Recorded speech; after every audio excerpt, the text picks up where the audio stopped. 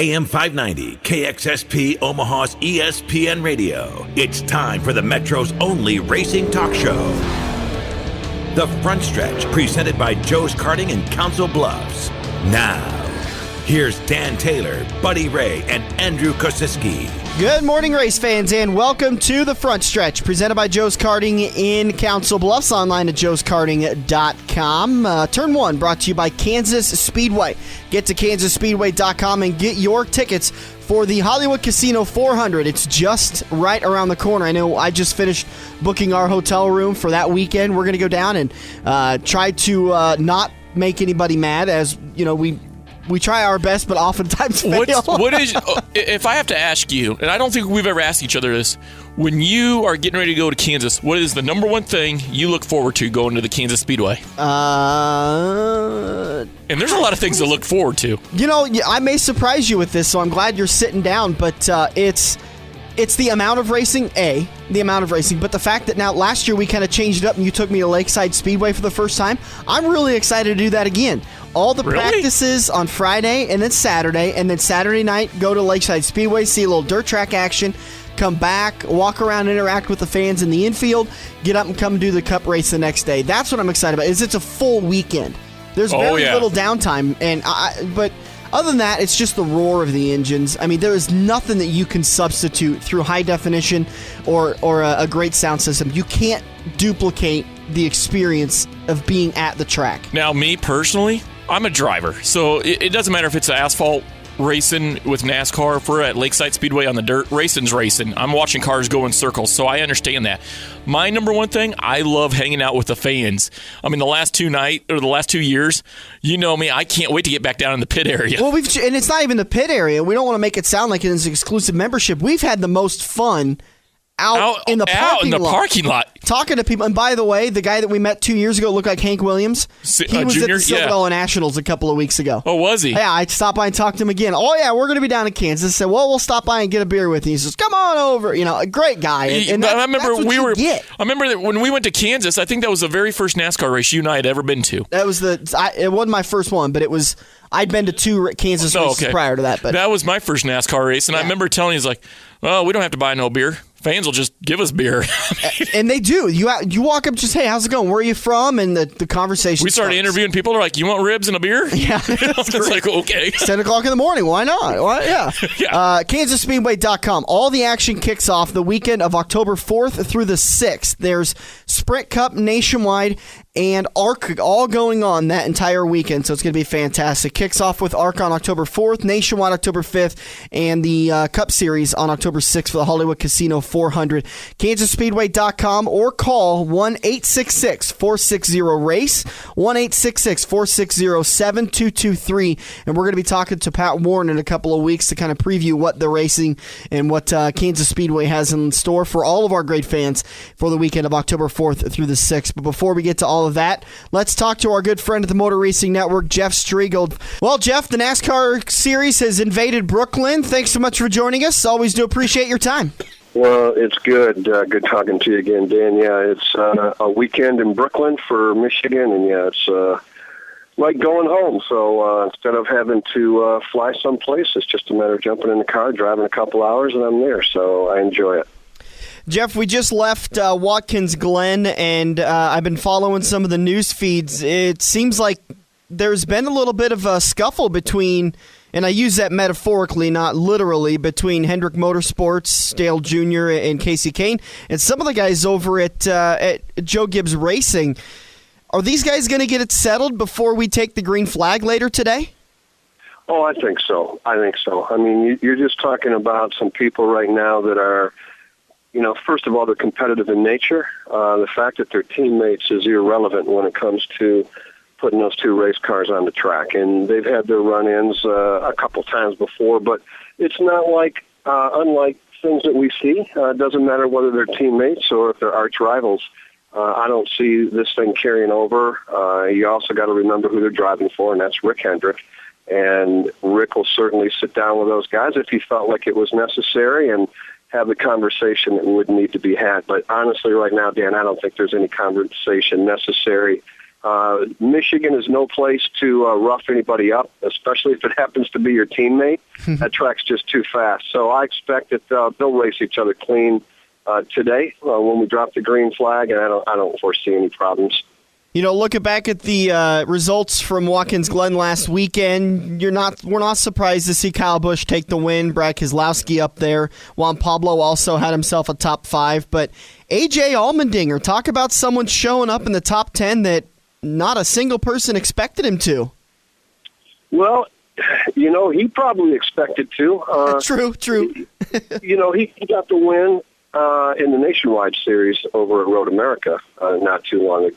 Carried that same over in order to try to, do what he had to do. I think what you're going to see here, Dan, is AJ's probably solidified himself in that 47 car for next year, and I don't foresee any reason at all why he would be anywhere else. He had a great run there. Actually, that 10th place was probably a disappointment to him because the car was better. He was better.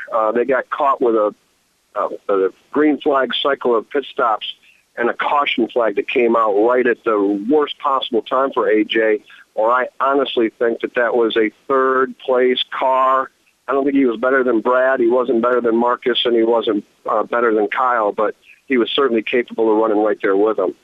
Absolutely, and that's a good transition. You talked about AJ solidifying himself in that 47, and I think this was a bit of a shocker, at least as far as I was concerned, to get the news earlier this week that Juan Pablo Montoya would not be returning to the 42.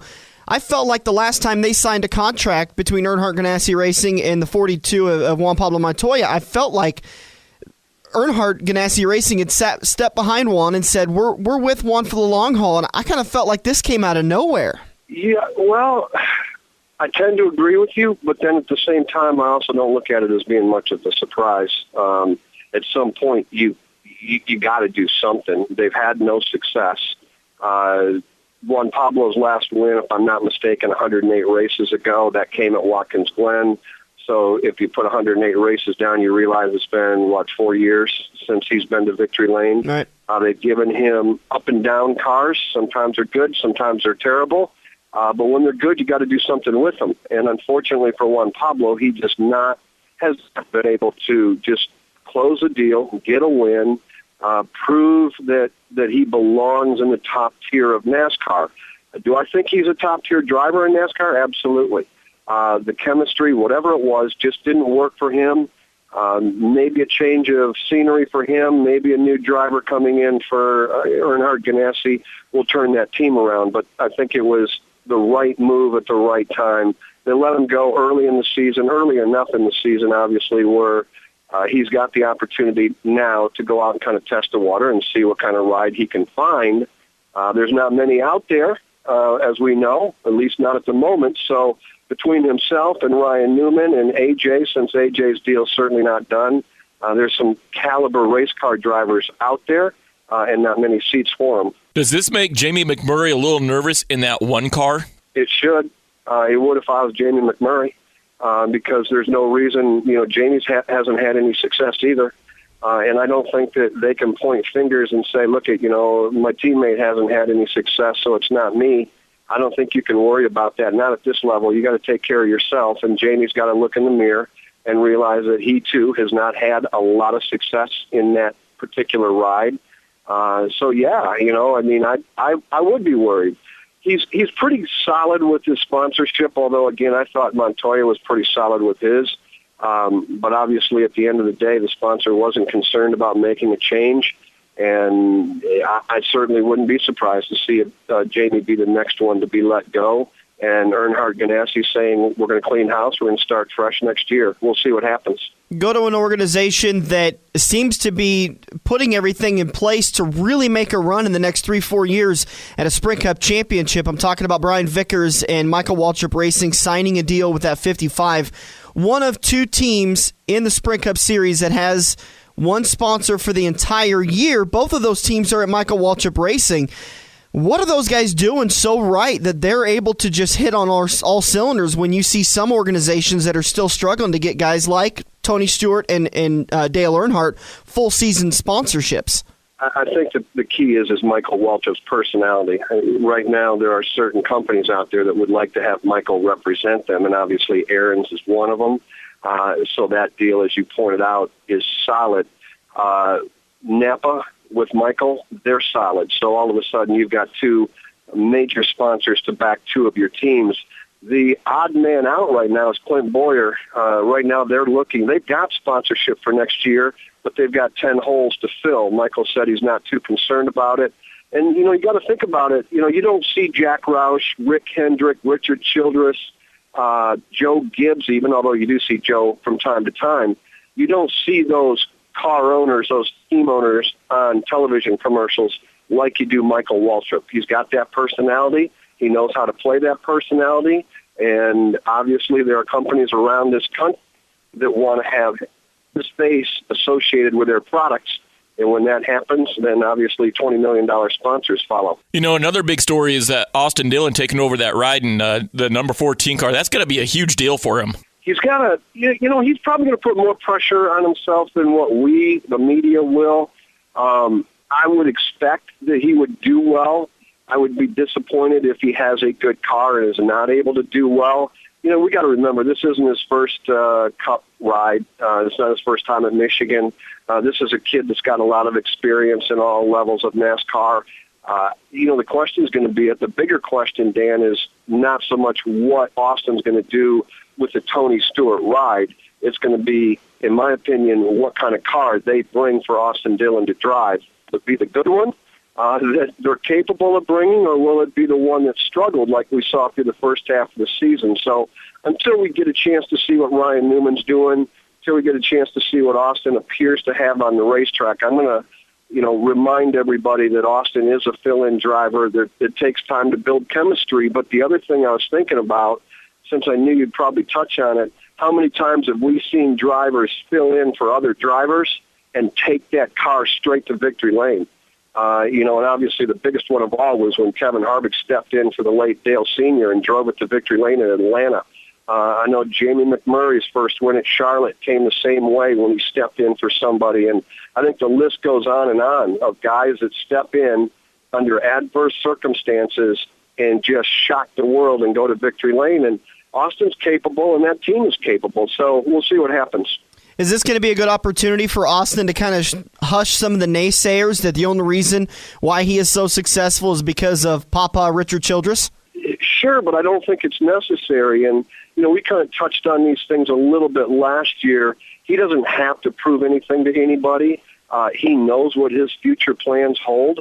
He's going to be driving for Richard Childress Racing, probably for as long as his grandfather wants him to drive those cars. So he doesn't need to go out and prove to anybody. He probably would like to go out and prove to himself that he belongs and that he's ready. But as far as any naysayers are concerned, I'm guessing that probably isn't weighing too heavy on him at this particular point. He knows his future. A lot to talk about still. We'll do it in Turn 4 when we preview the Pure Michigan 400 at Michigan International Speedway. Jeff, hang on. We'll be back in Turn 4.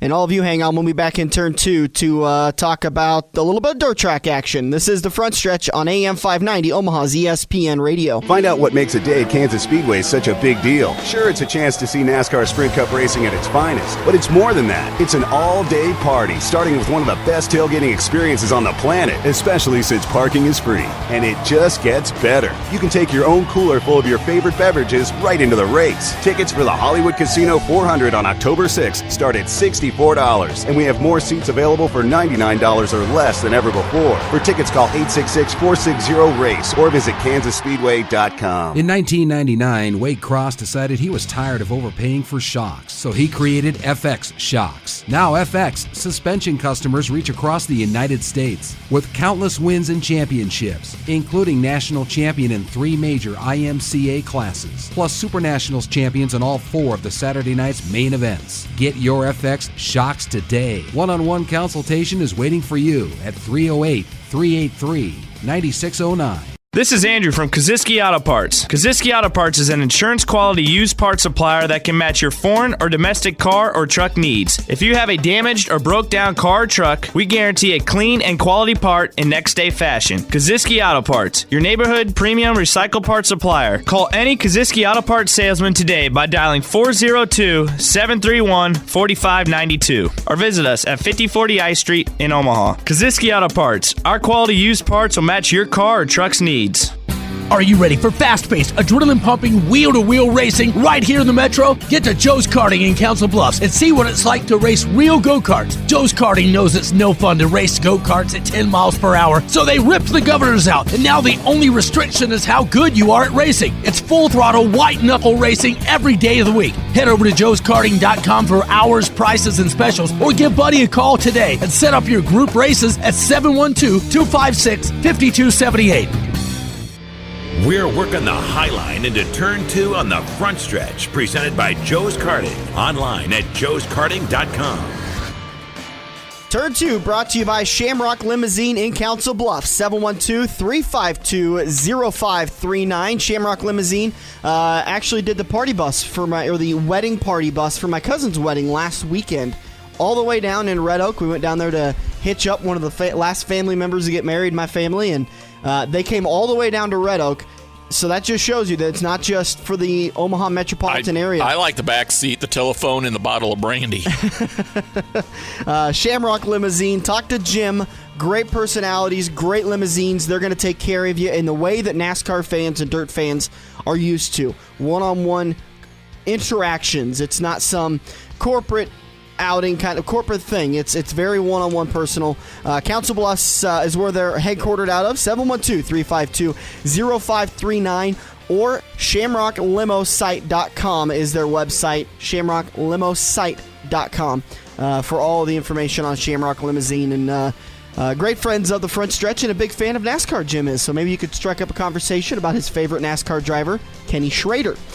A lot happened in the last week of news that, we touched on a little bit last turn with Jeff Striegel, but we really felt like we needed to talk about it a little bit more in depth because there's some big implications that have fallen in the last week that open some doors and close a couple of doors for some guys. And let's start off with something that I want to say that I am surprised yet not surprised about. Well, first of all, have you noticed, does it feel like the silly season has started way earlier this year than it has in years past? Now, silly season kicked off last year with the leak that Matt Kenseth was leaving Joe Gibbs Racing, and then everything else started falling into place. Yes. Right. Yep. And that was Kentucky last year. Okay. I mean, it was about mid-season last year that they found that out. So that and then obviously it happens this year that then Kevin Harvick is leaving, but that was really so yeah, silly season happens about any time, but it seems like now we're going to start hearing more and more of these drivers being out of rides, and one of those guys that's out of a ride is Juan Pablo Montoya, struggling in the 42 pretty much the entire time he's been with Earnhardt Ganassi Racing. And when you look at the surface of it, you sit there and say that Juan isn't doing well, but I want to put the onus on the organization. They did not I mean, what has Jamie McMurray done in that one car? When one car is struggling in an organization, you could say it's the driver or it's the crew chief. Since 2007, Juan Pablo has not finished any better than 17th in points, except for 1 year when he was 8th in the chase. Okay. That's it. How about Jamie McMurray? Give me those stats on Jamie. I don't have those stats, but I think he's finished better. No, they've pretty much finished right around each other. I think they've done the right thing. Juan Pablo, an incredibly talented race car driver, no question. We're not here saying that he can't wheel a car because he can. But if I'm Earnhardt Ganassi and I'm sitting here looking in the last 3 or 4 years going, we're 17th, we're 18th. This year I think they're 22nd in points. Something's going to have to give. Something's going to change. You don't want to be the butt of the NASCAR jokes in the garage. Look, Juan, we've been here for all these years and nothing's getting better. It's just business. It's not personal, but we got to make a change for the better. We got to do somewhere. And where do you start? You start with the driver. I don't think you can put the blame on his lack of success on the organization, other than maybe in the fact that They held on to him too long. All right, here's the stats for Jamie McMurray. Since he joined Earnhardt Ganassi Racing in 2010, finished 14th, 27th, 21st, and 12th. So I wouldn't, on an average, not much better than Juan Pablo Montoya. You look up Juan Pablo in those same seasons, and let's see where he's at. And Juan Pablo's, in my mind, is their flagship driver. Just like Hendricks has Jeff Gordon. Jeff Gordon has Jimmy Johnson. Really? I don't agree. I mean, I don't think either one of them stepped up to be the flagship driver. If you're going to step up and be a flagship driver, you got to be a guy putting wins on the board. Both of them have put wins on the board, but not consistently. When I look at a flagship driver and what a flagship driver should be, you're looking at the W's. W's are impressive. That was just what I said. What are you putting my point for me? No, I'm looking also going, all right, well, this guy may not be a winning week in and week out, Jimmy Johnson's kind of driver, but he's a consistent top 5 driver. To me, when you start being a consistent top 5 driver in your organization, you've pretty much vaulted yourself to that flagship driver status. That's what I look at, is consistency. Okay, Juan Pablo Montoya's records since 2010, to compare him with Jamie McMurray, 17th, 21st, 22nd, and then he's obviously 22nd so far this year. So not much better. I mean, we've got a 17th to a 14th, and this is Juan Pablo to Jamie McMurray. 17th to 14th, 21st to 27th, 22nd to 21st. They're pretty much even. And we've seen this since those guys. How long has Jamie McMurray been with Earnhardt Ganassi? Say a year less than Juan Pablo. 2008? Jamie joined in 2010. Juan joined in 2009. I thought it was 2000. I had heard on the radio earlier that 2007. Okay. I apologize. I was looking at all the information. Since 2006, Chip Ganassi Racing was the one that hired Juan Pablo Montoya, and then in 2009, Earnhardt joined with Ganassi to create EGR. So Juan's been with them since 2006, and Jamie's been with them since...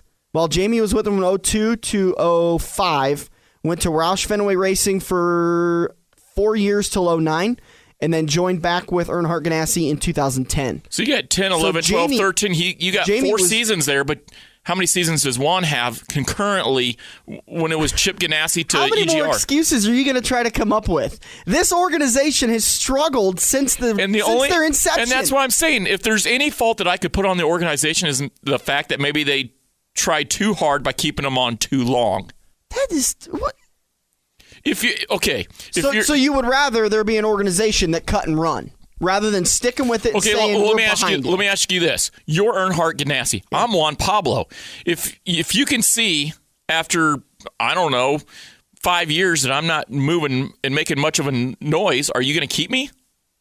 Yeah, I am, because you're Juan Pablo Montoya. You may not have won in stock cars and NASCAR, but you have won in everything else.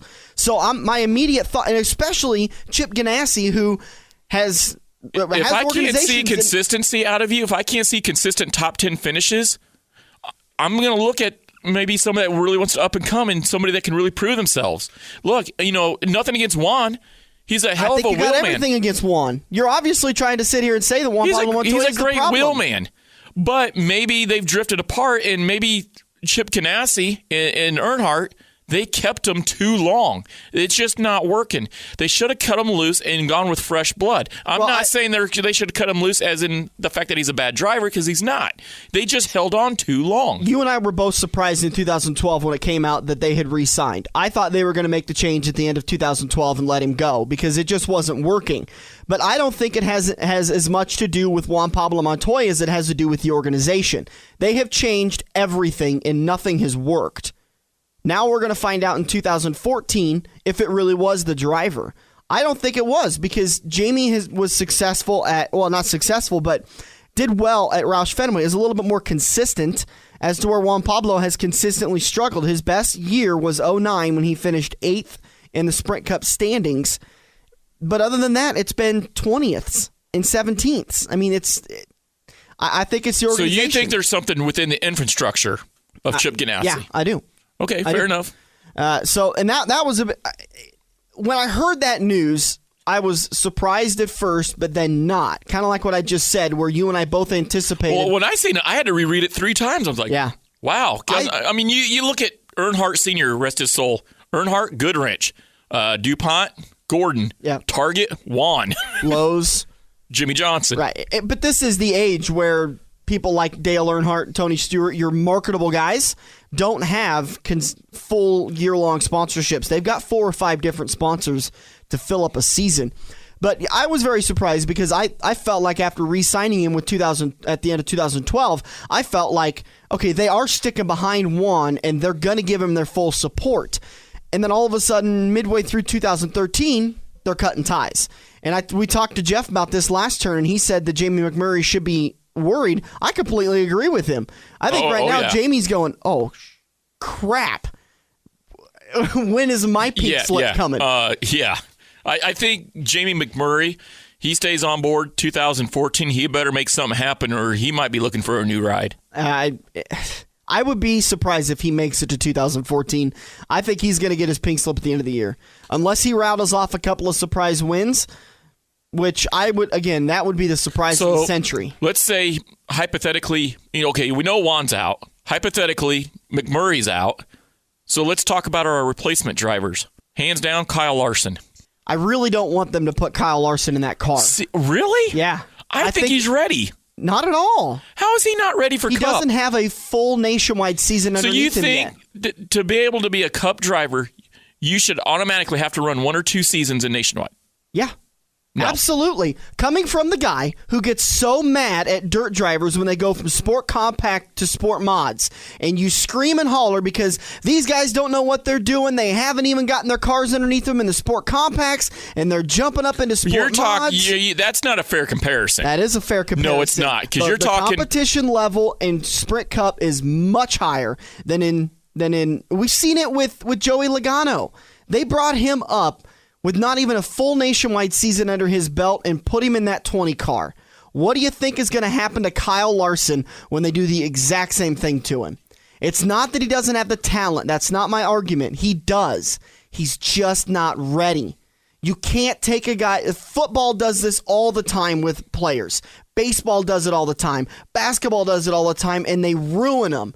NASCAR can sit there and can say, you guys, not the organization, I'm not saying the sanctioning body needs to do this, but the owners need to say, no, we need to wait. You are a development driver. We will put you in there when we're ready, when we feel like you are ready. So if you got Newman or Larson on the table, those are your options. You're taking Newman. I'm taking Newman. I'm taking Larson. Maybe I'm wrong. Maybe Larson will be able to succeed, but I'm not willing to ruin such a green talent as Kyle Larson just to fill a seat 1 year earlier than he needs to. Sometimes when you are such a good green talent as Larson, though, and you stay too long at that subpar, and I'm not calling nationwide subpar. That's okay. Let me rephrase that. That's a very bad way of saying it. When a person with that much talent underneath of them stays too long in an area where they should, I know what you're saying. When you stay down the nationwide too long, it stifles you. Yeah, it stifles you. Okay, I'm not saying they leave him down there for 5 years. I'm saying give him more than a year. He hasn't even. If he's ready now, why not run him now if he's ready? He's not. How do you know that? Because he hasn't won a nationwide yet. Oh, so now you got to win a race to be able to be. He hasn't even proven he can get the victory lane in nationwide. How is he going to get the victory lane in Cup when he's got to get through 12 of the toughest drivers? He's got to put up with the most pressure. Everything is amped up on Sprint Cup. Interviews, pressure, sponsor availability, signing. Now, wait a second. Appearances. This is ironic because we were just talking earlier this year that when you watch the nationwide race, these guys are so hungry to prove themselves that these guys, they're amped up at the nationwide. The nationwide is not a bunch of slouches by no means. No, they're not. So when they're that hungry and remind you, there's a lot of Cup drivers that run nationwide, and he can go run with them consistently week in and week out. Why? How is he still not? I still don't understand how he's not ready for the Cup. You and I we're going to agree to disagree on this all day, every day. You're going to want to take Newman or somebody else. I'm going to take Kyle Larson. I'm going to take the young up and comer with a lot of moxie that is not afraid to go out there and get it done. I'm just saying he is not ready mentally. The kid is what? he's born in 92. He's 21 years old. Joey Logano was 20 years old when they threw him into that 20 car. You can't compare him to Logano. Why not? They're two totally different people. Sure, mentality and everything. How do you know? That's like comparing me to Michael Jordan. How do you know? No, it's not like comparing you to Michael Jordan. We're both basketball players. You haven't been massively successful in college, right? In college basketball, you're not. Okay, so no, it's not like comparing you to Michael Jordan. I'm taking the examples of Joey Logano, and I'm saying, you know what? This is one prime example where we stifled this guy's career because they put him in. Let me finish. They put him in the cup too soon. He's talented. Joey Logano can go back down to Nationwide any day of the week and win. He proves it every year by going down there and running 12 races and winning 8 of them. Kyle Busch does the same thing. Okay, they go down there and they win all the time. Why can Joey Logano go down to Nationwide and win and not go up the Cup and win? Because the pressure and everything is just amped up even more. Kyle Larson, I think, is an incredibly talented guy. He's proven it every time he's set on the track in Nationwide, and he's doing good down there. Give him another year. You don't have to throw him up there this year just to fill a seat.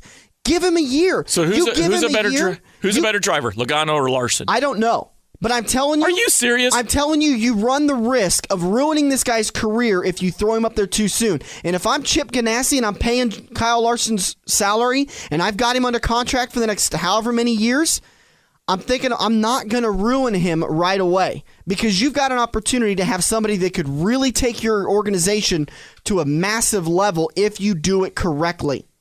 So let me ask you this. There's a reason why baseball players, when they sign out of college, don't go right up and play for the New York Yankees. They go down and play single A ball, they come up, play double A, triple A, and when they're winning and performing, then they come up to the MLBs. They don't just go right into Yankee Stadium and start swinging away at 104-mile-an-hour fastballs.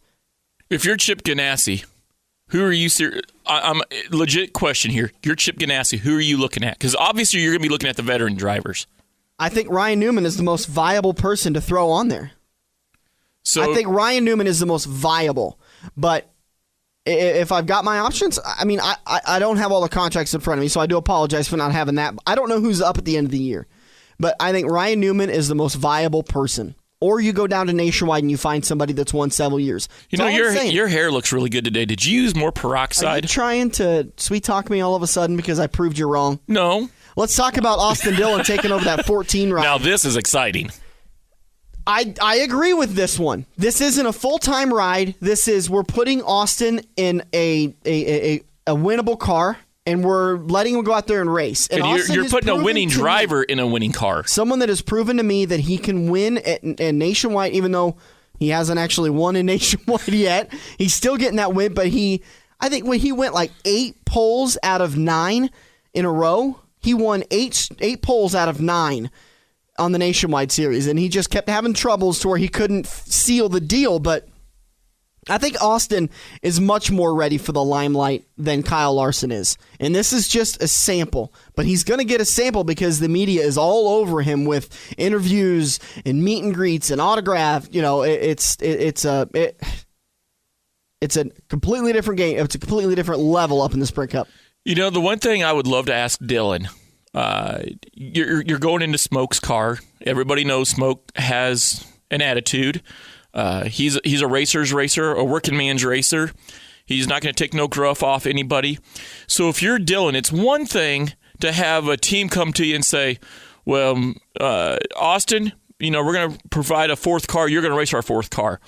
But does the intimidation factor, do the nerves get wrenched up a little bit more when you know you're piloting Tony Stewart, Smoke's car, a 3-time Cup champion? Yeah, I got to imagine that he's under a ton of pressure because he gets criticized all the time that the only reason why he is successful is because he's got Richard Childress as a grandfather. He's criticized all the time that he's not that talented of a driver, in which I completely disagree with. Him and his brother both are incredibly talented, and I think those guys have been brought along at the right pace, and so they're ready for the next level. And I think the like you said, he's ready, and this is a big opportunity for him to prove that he can win. Well, it makes me wonder if there's not a secondary reason why he's not in Smoke's car. Do you think that this is a test for him in a winning car, a winnable car at Michigan, where, okay, I can see Childress going, Austin, you go out with Smoke's car, you're top 5, you now got yourself a cup ride next year. No, I think he's got a cup ride regardless. I think he had the cup ride regardless last year, even before all No, this. And I do agree with you somewhat on that. I'm just saying, if you're Childress, is this kind of like your final test to make sure? Nope. It was already locked I think the up. seat was failed. Excuse me. I think his fate was sealed. Boy, I'm getting tongue-tied tonight. Yeah, you are. Let's take a break, and we're going to talk about Brian Vickers signing a contract in the 55 for Michael Waltrip Racing. We'll be right back on the front stretch. For 50 years, Eagle Raceway has been pushing the limits of dirt track racing. Saturday nights, come see the Midwest's best battle at the fastest third-mile track. Gates open at 5:30 for IMCA Modifieds, Sport Compacts, Hobby Stocks, Sport Mods, and Race Saver Sprint Cars. Eagle kicks their season off on April 19th with the Icebreaker Challenge, featuring the debut of the Race Saver Sprint Cars. Located just 10 minutes east of Lincoln on Highway 34 and online at eagleraceway.com. If you love wings, if you love rings, and all kinds of other tempting things, great times, great food, get to Quaker Steak and Lube. Quaker Steak and Lube is the official watering hole for the front stretch and the best place to catch all the NASCAR action today. Open at 11 a.m. with delivery available to Council Bluffs. Great times, great food, get to Quaker Steak and Lube.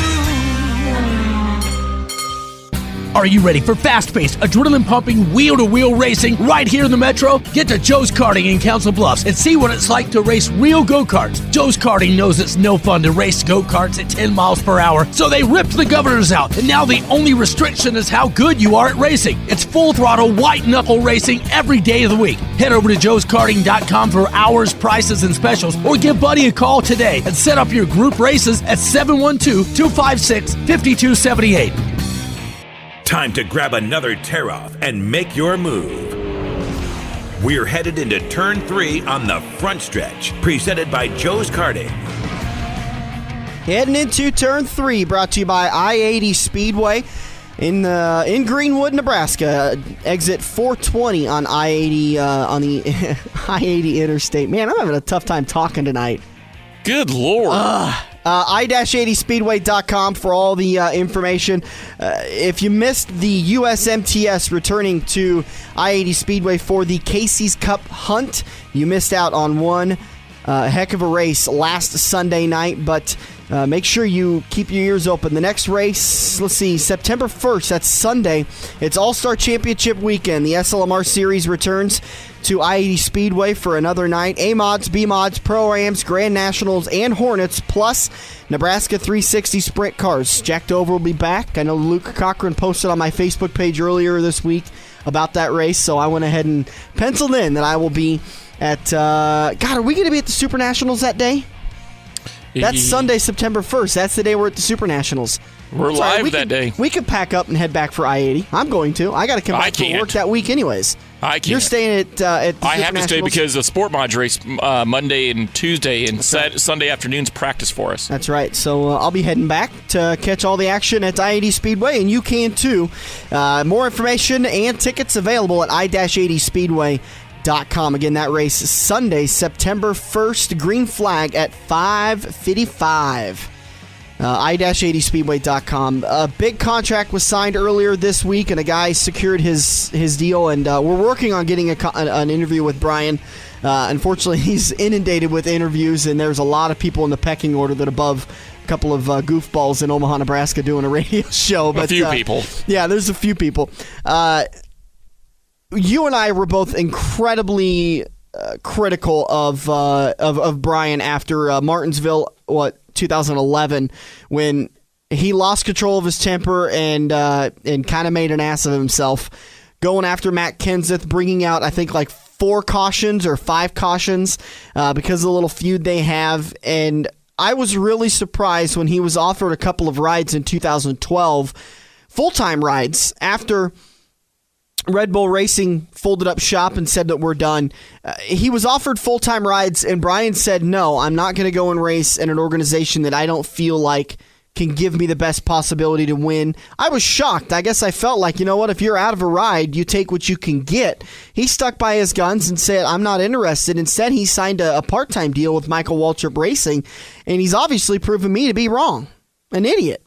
Well, as a team owner, if I had a cup organization, I'm not going to like the fact that he can go out and make an ass of himself with Matt Kenseth, a veteran in our sport. And when I hear what you're saying, if I'm out of a ride, I'm going to take whatever I can get. I got to put food on the table. Right. But by sticking to his guns, one, it showed resiliency on his part. And two, with his outburst with Kenseth and the boys at that race, it showed that he's got fire in his belly. He's got resiliency and fire in his belly. Now, I'm not saying that what he did was right, because by no means, you don't want to go out on national TV and make yourself sound like an ass. But if you can harness that kind of energy and make a negative and turn it into a positive, maybe that's what they're looking at with Brian Vickers. He's not a bad wheel guy either. I don't want to say he's like a Juan Pablo. I think he's better than Juan Pablo. Juan Pablo's pretty good. Brian Vickers is not exactly Jeff Gordon or Jimmy Johnson, but I think it's kind of exciting, and I can't wait to see what they can do over at MWR. MWR does have a history of putting good drivers in their equipment in the last 4 or 5 years. You don't see a lot of subpar drivers. Clint Boyer, Michael Waltrip, Mark Martin. I mean, you got some... Brian Vickers. I mean, if they're bringing Brian Vickers, then they must see something in Brian Vickers that is going to correlate to Clint Boyer or a Mark Martin. I mean, I'm sure they've already talked to the other drivers. That Cup organization, I think, is on top of their game right now. Well, and to your point where you talked about, you like to see that fire in Brian's belly. He's got it, but I think he stepped over a line at Martinsville that year with Matt. He knows it too, and it hurt him with getting quality rides. But he stuck by his guns, and he ended up getting himself a multi-year deal racing full-time with Michael Waltrip Racing that will take over in 2014. Sure, I agree with you. He stepped over the line. But at what point do you step over the line if you're Jeff Gordon and you're trading fisticuffs with Jeff Burton? At what point do you step over the line and you're Tony Stewart and you're throwing helmets at cars? Gordon and Vicker, you can't compare these two. Jeff Gordon is a proven commodity, so their organization will stand behind them. Tony Stewart is a proven commodity, and not to mention the fact that he's the owner of the organization, so obviously no one's firing him. You can't take Brian Vickers, who isn't a proven commodity. He isn't going to be someone that an organization is going to stick behind through thick and thin. He's not Kyle Busch, who is a very marketable and very profitable for his sponsor. Brian Vickers is a different situation, and he crossed the line, and unfortunately he didn't have the clout to withstand it. And his organization went away. It wasn't like they cut ties with him. Red Bull Racing closed their doors at the end of the year. When you say proven commodity, I hear, and this is how I take it, in my opinion, right, wrong, or indifferent, I hear self-worth. Are you worth it? Are you worth the investment? There's got to be something there.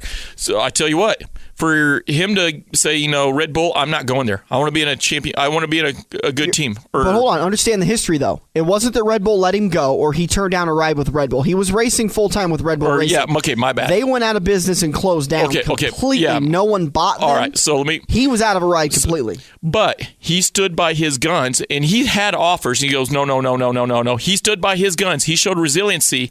He's got to have something. There's something that he has proven to MWR to be proven as a proven commodity in their eyes. Not necessarily yours, but in their eyes. I agree. But I think he lost himself a couple of offers by his actions at Martinsville. I think he lost himself a couple of good offers. Michael Waltrip Racing came to him and said, come and race for us part-time in the 55. And he didn't want to turn that down, and so he took the part-time ride for 2 years, and it's paid off for him. And I give him a lot of credit for it. Now he's got himself a full-time ride. And I think I really do hope, because the way he's acted the last 2 years has really changed my opinion on him. That was my very first opinion of Brian Vickers. That was the first time he stuck out in my mind, and like they say, first impressions are always the most important impressions, and that was my first impression of Brian Vickers. And I think I wasn't a part of the front stretch at the time when it happened, but you and I talked about it, and I absolutely blasted him when we were talking about it. I thought he was the most worthless, blah, blah, blah, went on and just said pretty mean things about him. And I'm about sure, everybody. I'm sure that he heard it and he was heartbroken. You're critical on everybody. I mean, you're sitting here telling the listeners that Kyle Larson, for Christ's sakes, ain't ready to go cup racing. I'm still fuming on that. Yeah. I don't think he's ready. I think he's talented enough, but there's a difference between being talented and being ready. But you're missing my argument, and you've made the same argument to me, and yet you don't want to understand the same thing. So it's okay. But we're talking about Brian Vickers right now. Yep. Good. I'm very happy with Brian, and we're after getting an interview with him and talk to him about that ride. And it's got to be that organization is definitely doing something right when they've got both of the. There are two teams in the entire NASCAR garage that have one sponsor fully sponsoring a ride through the entire season, and both of them are at Michael Waltrip Racing, the 55 and the 56.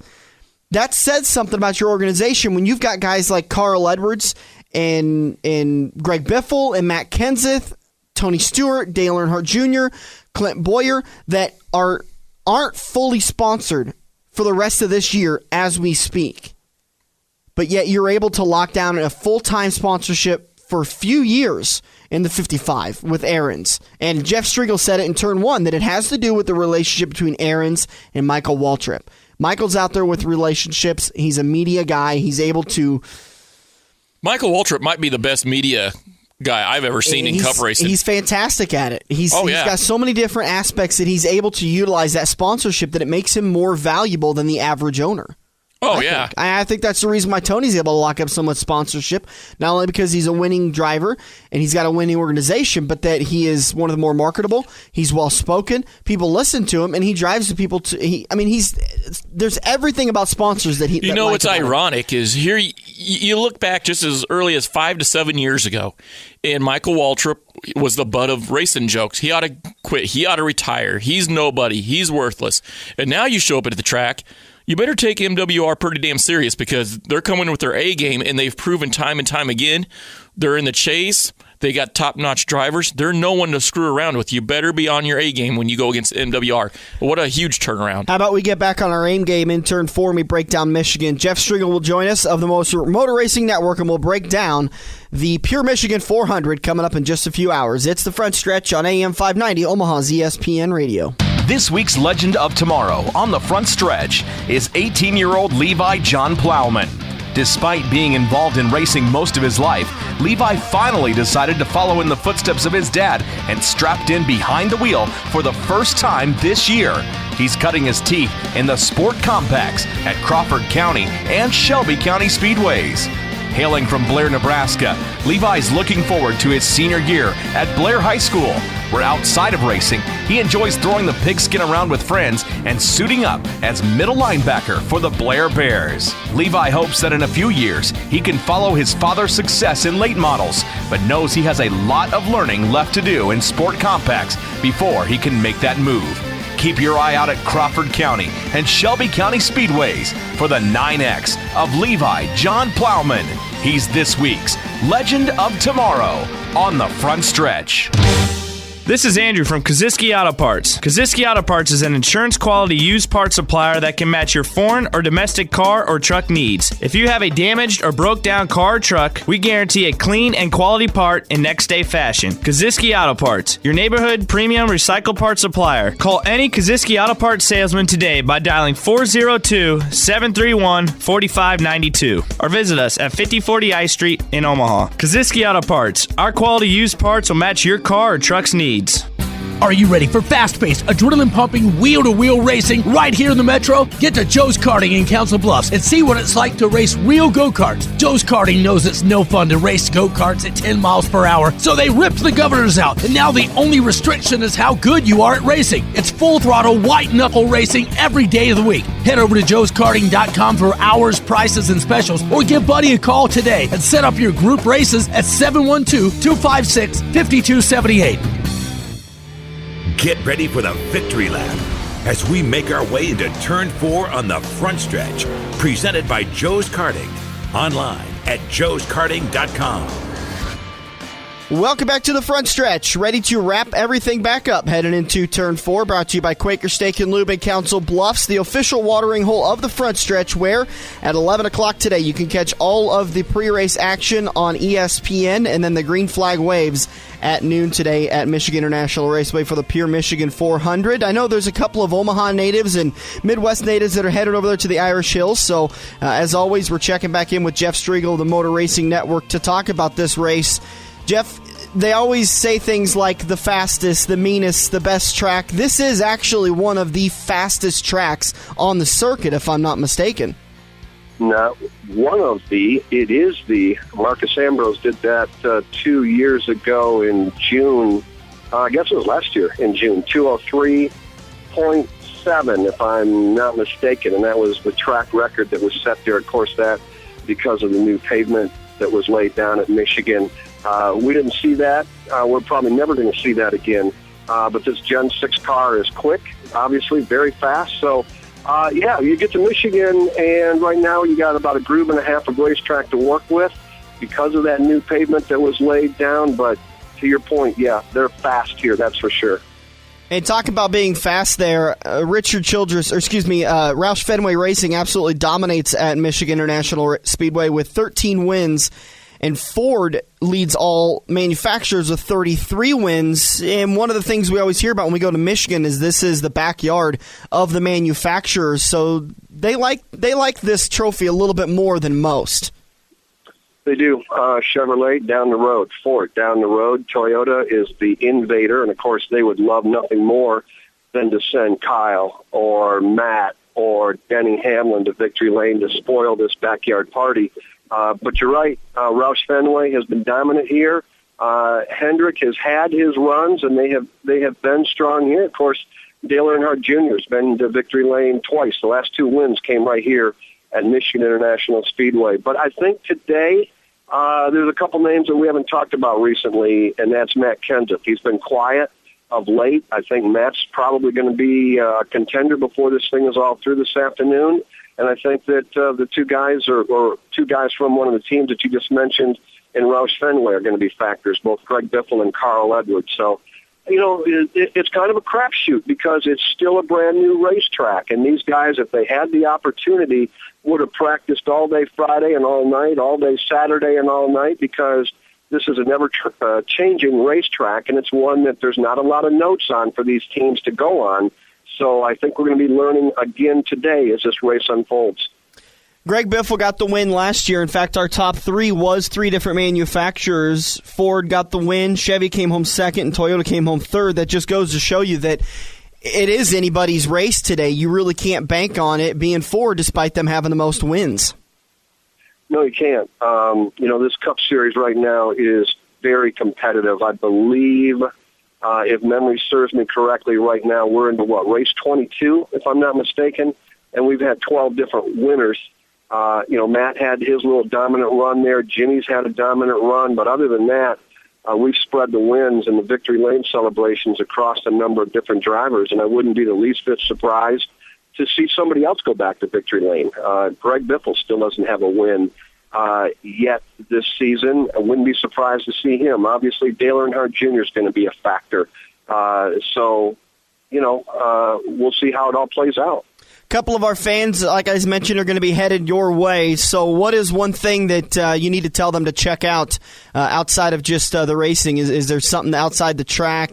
Martinsville's got the hot dogs. What does Michigan International Speedway have?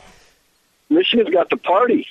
When you come to Brooklyn, you're so far away from everything, Dan. There's nothing to check out other than what's going on right at the racetrack. And Talladega. I used to say Talladega was the party capital of the world, but I really think that it has been taken over by the fans of Michigan International Speedway, both inside the racetrack in the infield and the outside. There's so much camping going on. And if they're coming from your neck of the woods, obviously they probably got the camper in tow and they know exactly what I'm talking about, because it's just a sea of campers, a sea of race fans. They start showing up here literally a week ago, and they've been hanging out here waiting for this afternoon, waiting for the drop of the green flag. That's coming up here in a couple of hours. So, bottom line is when you come to Michigan, you bring your friends, You bring food, you bring the grill, you bring a cooler full of your favorite beverage, and you enjoy the Irish Hills of just outside of Jackson. And what a great week it has been for anybody that has made that trip. And by the way, I just had pointed out to me, I said that Biffle needs a win, and I said Dale Earnhardt Jr. Also got to remember that our NASCAR Sprint Cup Series champion, Brad Keselowski, who's from just up the road here in Rochester Hills, he too is without a win, and wouldn't be a big surprise to me to see him go back to victory lane and do it at a track that he would love to win at right here in his backyard. Absolutely, and we always do appreciate your time. That's Jeff Striegel of the Motor Racing Network. Jeff will have the call today, starting at noon on MRN. Jeff, enjoy the race, and we'll do it again next week. All right, man, we'll do it. Have a good weekend. We'll talk to you soon.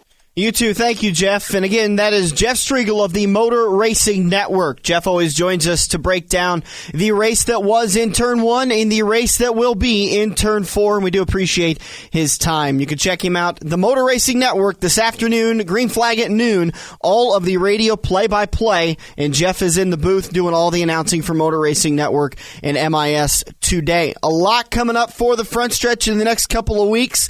Want to make sure to pay attention. Sunday, September 1st, we're going to be at Boone for the Boone Super Nationals. IMCA has cleared us out a little spot to broadcast our show live, so any drivers and fans that are going to be there, you're welcome to come over and say hi to us, as Buddy and I will be broadcasting live. And then the next weekend, Sunday, September 8th, we're going to be at Iowa Speedway for the Camping World Truck Series race that is going down that Sunday afternoon. Now, Bud will still be at the Boone Super Nationals, so he's going to call in and give us an update on who won all that week at the Boone Super Nationals for the big IMCA Nationals race.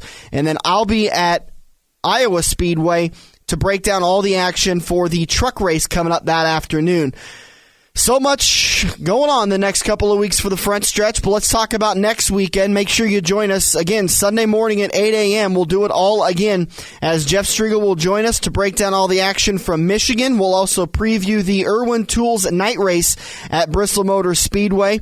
And then we're efforting an interview with Jesse Sobbing, the Crazy 99, to talk about taking over the national IMCA points lead. So a lot going on next weekend. We hope you join us for the front stretch, presented by Joe's Karting on AM 590, Omaha's ESPN Radio. Find out what makes a day at Kansas Speedway such a big deal. Sure, it's a chance to see NASCAR Sprint Cup racing at its finest, but it's more than that. It's an all-day party, starting with one of the best tailgating experiences on the planet, especially since parking is free. And it just gets better. You can take your own cooler full of your favorite beverages right into the race. Tickets for the Hollywood Casino 400 on October 6th start at $64, and we have more seats available for $99 or less than ever before. For tickets, call 866-460-RACE or visit KansasSpeedway.com. In 1999, Wade Cross decided he was tired of overpaying for shocks, so he created FX Shocks. Now FX suspension customers reach across the United States with countless wins and championships, including national champion in 3 major IMCA classes, plus Super Nationals champions in all 4 of the Saturday night's main events. Get your FX Shocks today. One-on-one consultation is waiting for you at 308-383-9609.